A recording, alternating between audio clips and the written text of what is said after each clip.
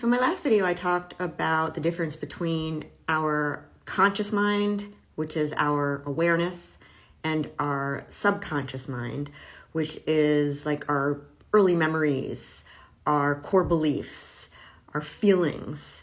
It's underneath our awareness. Every time you have an idea, an emotion, a memory, it's your subconscious mind communicating with your conscious mind. And now I'm going to share with you a tool that allows your conscious mind to communicate with your subconscious mind. The 3 steps of this tool, number 1 is awareness, number 2 is clarity, and number 3 is the turnaround. So when we start with awareness, first you have to name the belief.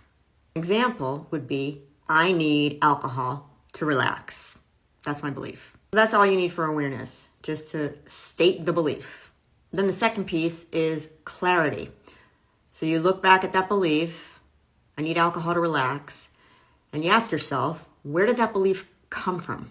When did it start? Where was the first time you saw somebody relaxing with alcohol? The first time you had a drink and it slowed down your thinking and it made you feel relaxed. Ask yourself, how would I feel if I didn't have this belief that alcohol relaxes me? No subconscious conditioning, no framework. I just didn't believe it to be true. Like, how would it feel if alcohol didn't even cross your mind when you were stressed out after a long day, right? What if alcohol wasn't even in the picture? How would that make you feel? So then the last step, the turnaround, is to state the opposite to your original belief. So the original belief is alcohol relaxes me. So say the complete opposite. Say alcohol stresses me out. Once you've come up with that turnaround, come up with as many reasons why that turnaround, that opposite statement, alcohol stresses me out, why it's as true as your first belief.